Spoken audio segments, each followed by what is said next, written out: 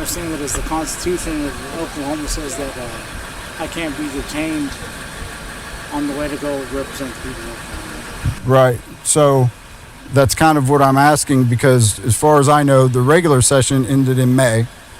Yes, sir. Okay, but you're saying right now you're in some kind of special session. We're leaving the special session outside, so you need to call Kevin Stewart right now? I don't know that I need you to. Okay. I might be able to. As you probably guessed right now, the man slurring his words sitting on the curb is an Oklahoma State representative. Who do you work for? The Oklahoma House of Representatives. Your last name's Martinez? Yes, sir. I'm sorry, how many alcoholic beverages did you have tonight? 3 or 4. 3 or 4? Yes, sir.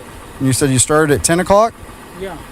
Okay. And you think it's 1 o'clock in the morning now? Yeah, probably around 2 o'clock in the morning. So 3 to 4 alcoholic beverages starting at 10 o'clock? Yes, sir. But it's only about 11:47 now. It is, okay. His name is Ryan Martinez, a Republican elected to represent the 39th District. Okay, so 2 8 ounces, vodka tonic, anything else? That's it. So just 2 drinks. My concern is you're not being truthful just because you had trouble getting out of your car. We got a call actually from someone here stating that you'd already showed up intoxicated. I don't think so, but You don't think what part? that I should have intoxicated.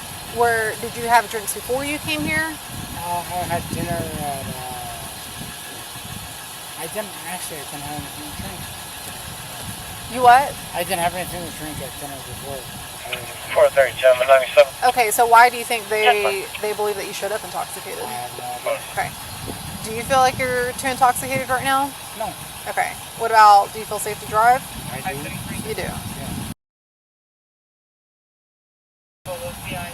Okay. All right. So here's my concern. Like I said, they were the ones who called us, stating that you had showed up and they believed that you were already intoxicated before you got here. They served you some drinks. You had trouble getting out of the car. Right now you're having trouble even standing still. These employees, they accidentally set it off while they were closing What? up. They've got it reset. Martinez. No notice. Okay. Hands Well- in my pockets. Okay. Right. Well, what I'd like to do is to take you through a couple of series of tests, standardized field sobriety tests, to see whether you're going to be safe to drive or not. Okay. Are you okay with that? Have you done that before? Are you familiar with them? Okay, that's fine. Because I can, I'm going to walk you through them, or I'm going to tell you exactly what to do. Okay. Martinez is then put through the classic litany of field sobriety tests, which we have to mention are all completely voluntary, as you have the right to refuse any of the tests if you don't want to take them, which is even mentioned by one of the officers before moving on to this walking test. And which one? How long do you have to do this? How long? Yeah. Until we determine whether or not you're safe to drive? I mean, you can deny doing any test if you want, but what we want to do, please keep your hands out of your pocket, is make sure that You're safe that you're sober to drive. That's our main goal here, to make sure that you're safe to drive. Turn the car off and I'll call my attorney. And No, I mean, we don't need your attorney right now. I So, just, like I said, it's up to you. These are voluntary, Okay. but these are an effort for us to determine if you're safe to drive. or okay. not. Next thing. And as you can see here, Martinez is definitely regretting his decision to continue on with the test, presumably thinking that this would somehow go in his favor. If we're going to keep doing the test, if I can still pass the test, let's do it. But if not, I'd rather not keep doing the... Like I said, these are voluntary.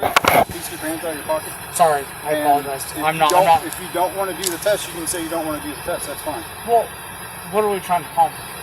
Like I said earlier, we're trying to accomplish whether or not you are sober enough to operate a vehicle to drive home. Am I operating the vehicle? You were in the vehicle is running, so that is, yes, enough for me to say that you are about to operate a vehicle with public access Okay. from the parking lot. Fair enough.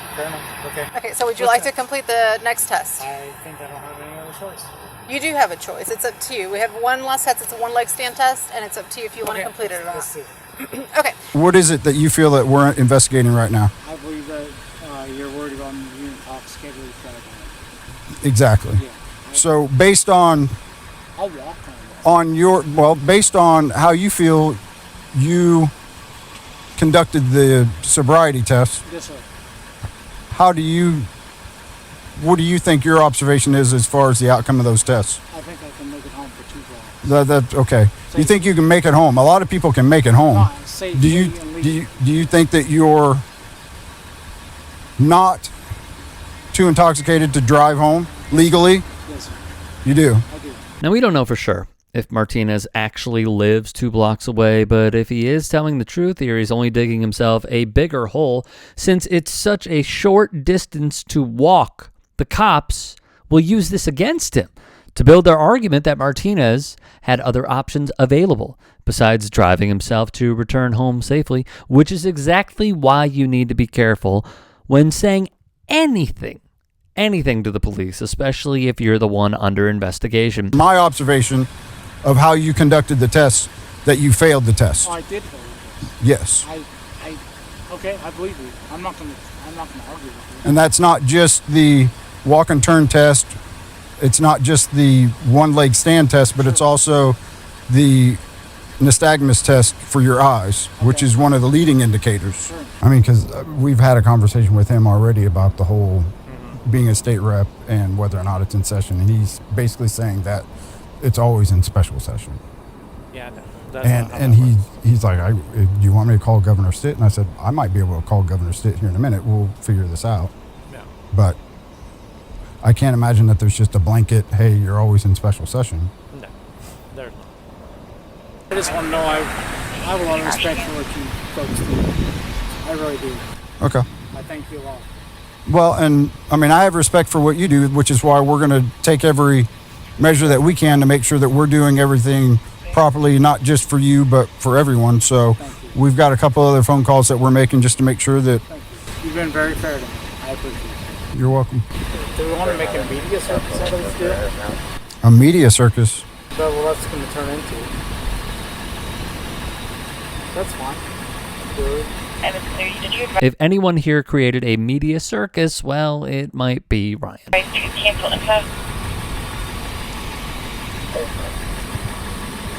There.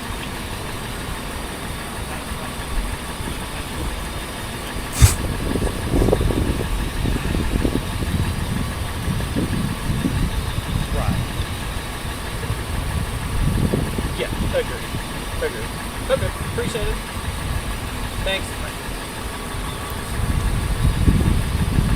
Yeah, so according to everybody that we can get all of over at DPS, the special session ended at the end of September, was the last one that they know of. There's not currently anything scheduled right now.